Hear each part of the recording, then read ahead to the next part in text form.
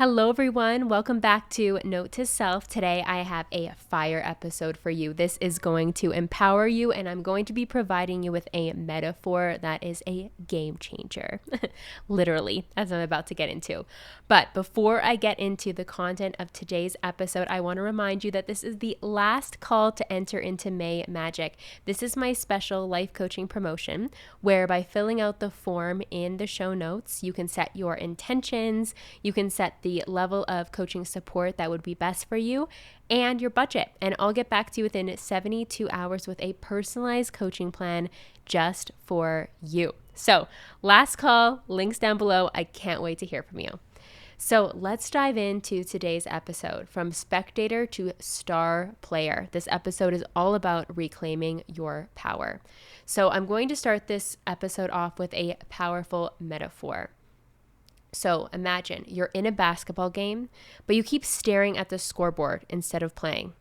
What happens? You miss the ball, you miss the play, you miss your shot. This episode is about breaking the habit of obsessively watching for proof of success, such as money, followers, clients, weight loss, external validation, etc., and choosing to immerse yourself in the game instead. So I'm going to start by providing you with a few different examples of how this metaphor can show up in finances, business, love, and wellness. So let's dive into the bank account loop. So you keep refreshing your bank account, checking Stripe, worrying about the numbers, but you're not out there meeting people, creating offers, sharing your story, or circulating your gifts. Here's your move. Instead of checking your balance for evidence of worth, go out and generate value. Take aligned action that reflects the version of you who already has more than enough. So how often have you, listening, caught yourself in this bank account loop, for example, of looking at the numbers, knowing the goals, the intentions that you've set for yourself, but you're stuck in staring at the scoreboard? Instead, look inwards. Ask yourself, what can I do to generate value? When we are generating value, we feel so abundant, such as recording this episode for you right now. I absolutely love recording podcasts because I know that I've set a high level of intention and expectation for myself to provide value to my listeners. And that just has me feeling so good. Next, I'm going to shift into a business example. So the one I'm going to provide for you today is the follower account spiral. So imagine you're watching your follower count or email open rate instead of actually connecting with your audience, connecting with your people, refining your craft, or making offers. Here's your game move. Make the best content of your life. Send the email like it's going to change someone's day. Serve like you've already booked out. Fall in love with the process, not the proof. So I know for my personal journey, there's been so many different moments in time when I've caught myself in these business loops, such as watching my follower count or the email open rate, looking at the numbers instead of actually thinking about how can I best serve these souls on the other side.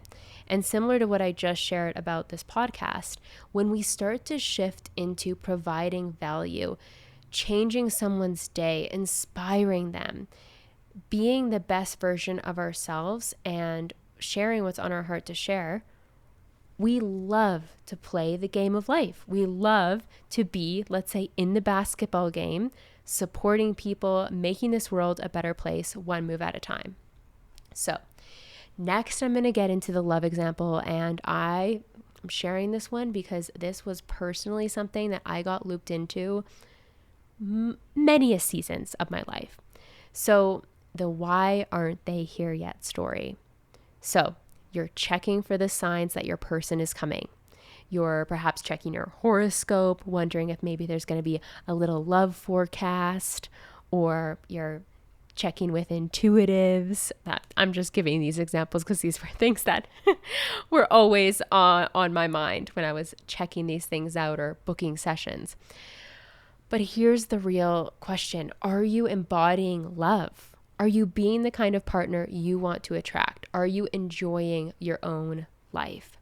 When I truly shifted into a place of enjoying my own life and giving myself the gift of unconditional love, trusting my journey more deeply than ever before, telling myself things like it doesn't matter how long it takes, so we know that love is inevitable for you. And right around the corner was my incredible partner that I'm still with today. And for those of you who are longtime listeners of the podcast or my YouTube channel, you know that I was quite single for pretty much the last decade. So big things happen when you can shift out of this loop. So here's the game move. Be the person who lives a full, magnetic, joy-filled life. Love yourself well. The game of love is happening now, with or without them on the court yet with you. So, that's such a good line. Let me repeat that. The game of love is happening now, with or without them on the court yet. Okay? So practice loving yourself. Celebrate your life. Go to the fitness classes you want to go to. Take yourself out for a coffee and read a book and romanticize your life. And before you know it, that's just going to be the norm.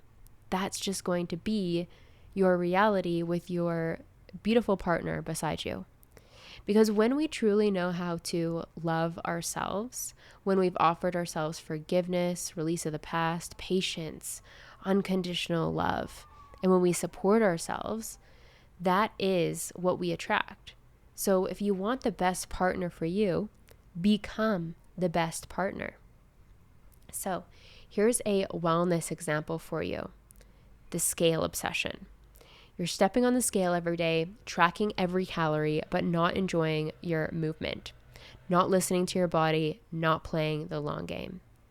The game move is to shift your focus to feeling strong, energized, and free. Celebrate the workout, celebrate the meal, celebrate the vitality, not just the number. For me personally, I got rid of my scale probably over a decade ago, and it was one of the best moves I ever made for myself. During my teenage years, I really struggled with my relationship with food and like fitness and stepping on the scale.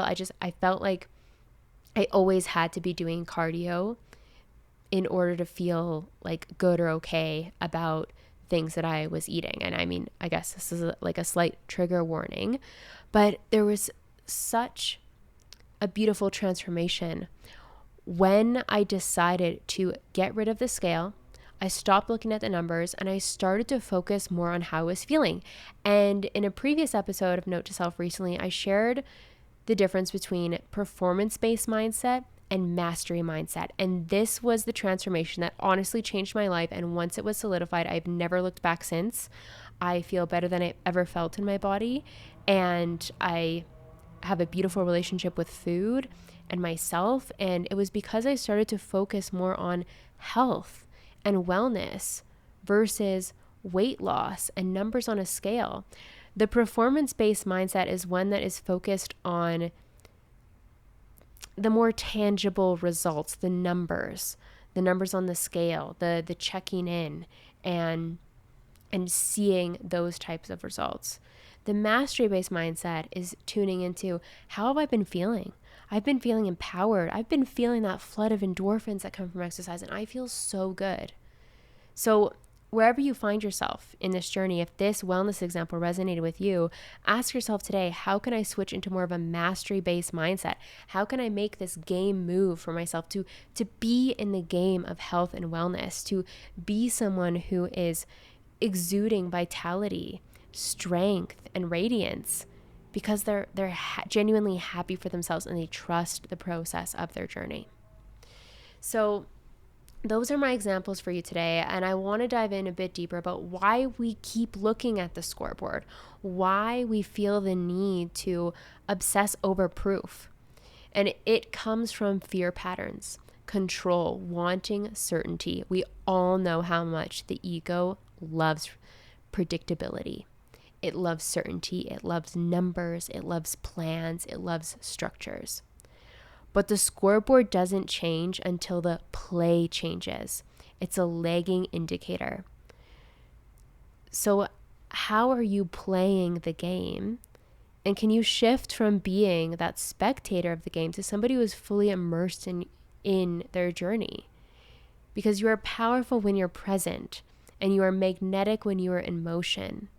When you are stagnant, when you are contracting yourself, when you are not happy with who you are becoming in each moment or what those results are in the form of a scoreboard in front of you, you're just going to be weighing yourself down. So let's talk about the energy of a player versus a spectator. Players don't wait for permission, they move. They are on the go. They are on fire. Spectators watch and wait. Again, spectating is that heavy energy of searching for proof, external validation before you're going to let yourself be free and be happy. So who do you want to be in your own life? The person on the court, messy and trying and evolving, or the one in the stands, waiting for a specific number to make you feel safe? For me, even though life can be very uncomfortable at times, I love to be the person on the court. I love to be playing around in the sandbox of life, I call it, making mistakes, quote unquote mistakes, and learning, evolving, growing. Whenever I think about how much I've learned, let's say from a certain scenario or a conflict in life that may happen, or when I think about how much I've evolved over the last year or the last 5 years or the last decade, ooh, such a good feeling, because that is value. That is fulfillment and meaning in life that is self-generated. So let's get into a reframe here, because as you know, I love my reframes. What if the scoreboard wasn't the point? What if the win was that you showed up fully, played your heart out, and had fun doing it? I'm going to repeat this reframe because I want it to really sink in for you. What if the scoreboard wasn't the point? What if the win was that you showed up fully, played your heart out, and had fun doing it? Because that's what life is all about. And here's an affirmation for you just to back this up even more. I am in the game. I am the player.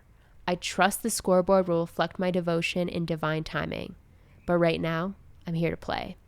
So if things don't look like you want them to look, stop giving them your attention. When you withdraw your attention, when you somewhat ignore, of course we're going to be responsible, but what I mean by ignore the quote unquote proof not being there, and choose trust and devotion to yourself, big things happen.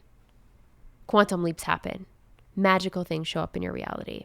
So I want to leave you with this question. Where in your life are you watching the scoreboard instead of playing the beautiful game of life? And wherever you are at in your journey, I invite you to take one action today, however how small, that gets you back in the game, that gets you devoted to your journey. So don't measure the magic too early. Just keep playing and keep expanding into trust. Anyways, I hope this episode supported you guys. If it did, let me know. I always love to hear from you. Sending you a huge hug, lots of love, and get out there and enjoy the beautiful game of life.